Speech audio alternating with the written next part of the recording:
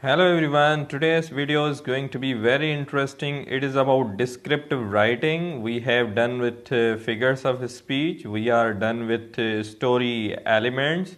Now descriptive writing, how to add colors to our stories or essays, how to create some visuals in the minds of readers, how you can get that art of picturizing with words, painting the actions, reactions, feelings, characters with words. Those magical tools today we are going to learn in descriptive writing. So let's get started with descriptive writing. So descriptive writing is about description, creating descriptions. A description is a picture in words that helps the reader see, hear, taste, smell, or feel something that the writer has experienced. So, a description is all about creating picture in the minds of readers of those five senses. A reader must see, he must hear, taste, smell, or feel by the magic of those words. Those painting of words must create those five sensual feelings in the minds of a reader. So let's move forward with something else. You can use language to create a vivid impression for your readers. So this is experience that has to be created in the minds of a reader, something you have not seen, something your readers have not seen. Now by using of words, how you are going to create that visual in the mind of your reader. For example, a reader has not seen a panda, the condition of panda, the looks of panda. Now how can you paint that picture? The panda was black with white face and black ears and round, smudgy black eyes. Now look at here how you are going to engage yourself in painting the picture by words. Now here the picture of panda is created. A visual in the mind of his reader is created. This is the magic of the words. This is the spice of words that you are going to use in your descriptive writing. So let's move further. This is another example. A successful description uses vivid vocabulary, clear vocabulary, including colorful adjectives and figurative language. Remember that I have made a video on figures of speech, figurative language. You can check or watch that video. That link is given in the description box. In the description you can click and watch that video and get figurative and use those in your write-ups. So let's read this example.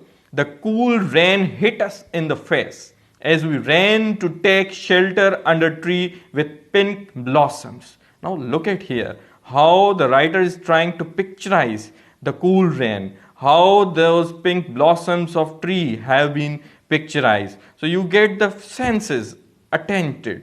So your senses are at alert when you read such kinds of description. So let's take another example.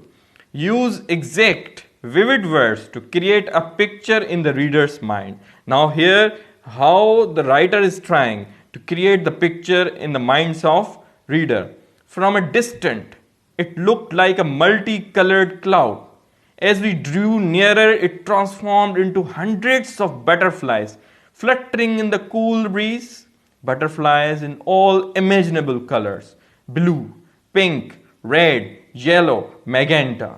So here you can see how the writer is trying to create the picture of those flying butterflies, those colorful butterflies. Someone who has not seen that herd of butterflies, colorful butterfly, that picture, those visuals have been created in the minds of reader. This is how you are going to use that spice and crunch of words to create the picture in the minds of reader. So someone who has not seen a delicious cake, now let's see how that cake has been picturized so that one's mouth gets watered.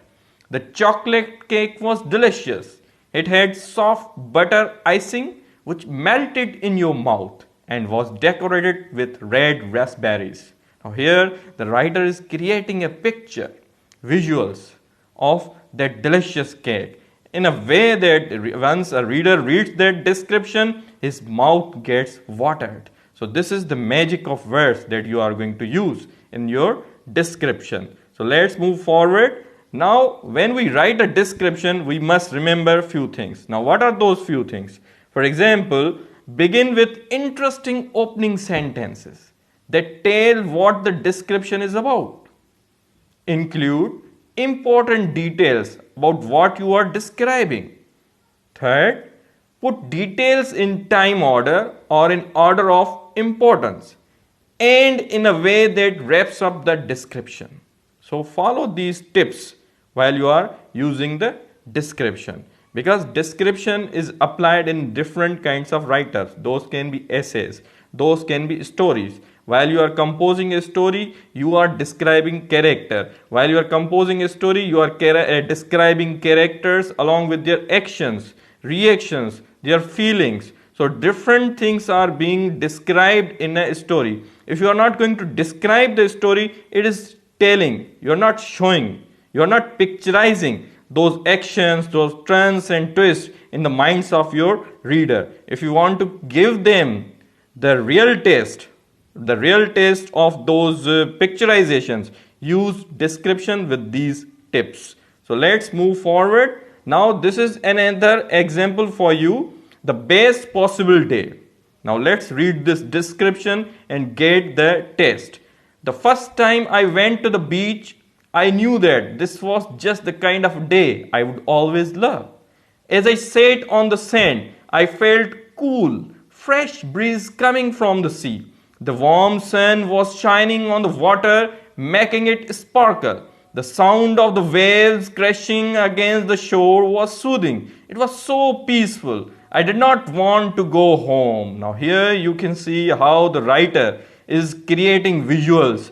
Those pictures of a person visiting a seashore, how the fresh, cool breeze has been picturized, how the sound of crashing waves has been picturized, how that peaceful and soothing environment of that beach, that standing of beach on the seashore has been created. So this is how you can picturize the events, those feelings, those visuals in the minds of your reader.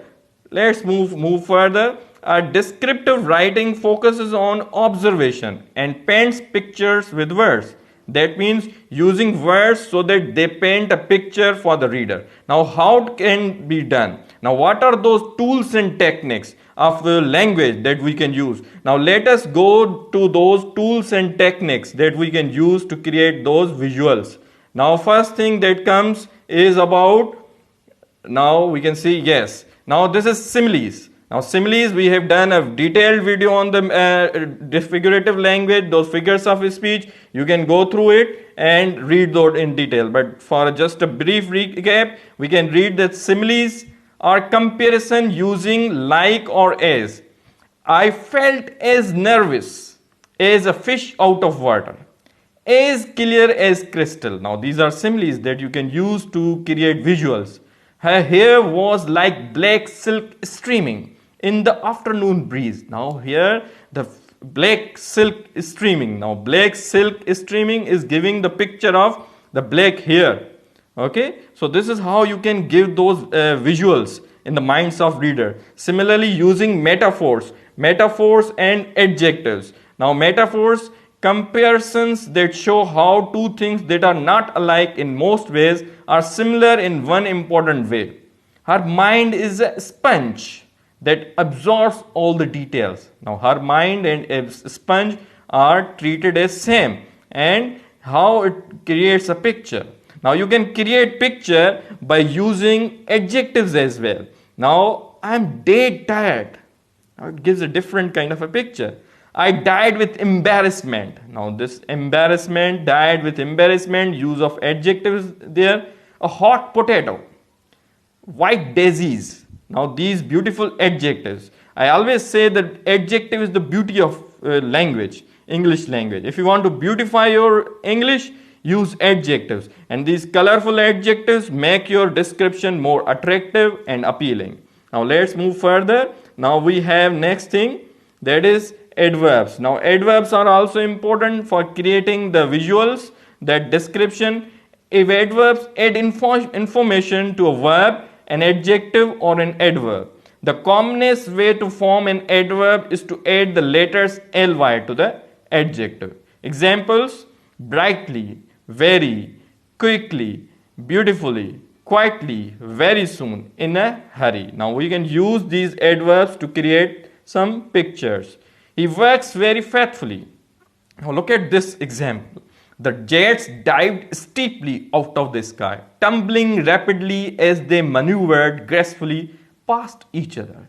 Now how that movement, that maneuvering of those jets have been picturized by the use of adverbs. So adverbs can also be used to create some pictures in the minds of the reader. Let's move further.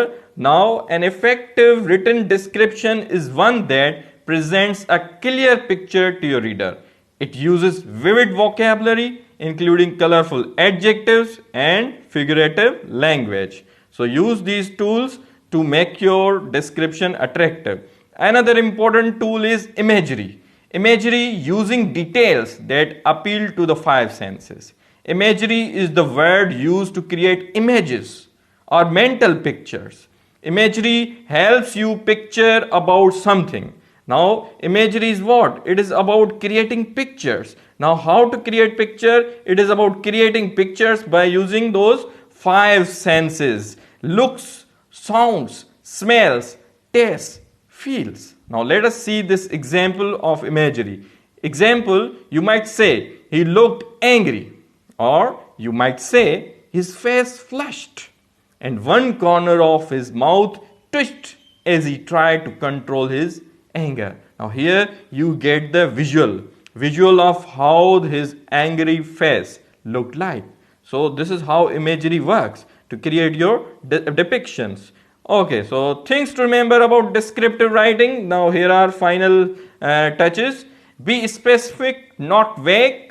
Elaborate, add more details, expand your ideas. Use vivid, means clear vocabulary, strong nouns, verbs and adjectives. Include details that relate to your five senses. So these things must be remembered. These things are very important. Description for the sake of description will destroy your write-up. So description must be logical, it must be systematic, it must follow a kind of a pattern so that ideas may not be jumbled with the words. Okay, so I hope you have enjoyed today's video of descriptive writing. You can be descriptive in your stories, you can be descriptive in your essays, you can also be descriptive in your speeches by using these descriptive tools and techniques. I hope you have learned a lot today. Wish you all the best. Thank you very much for joining.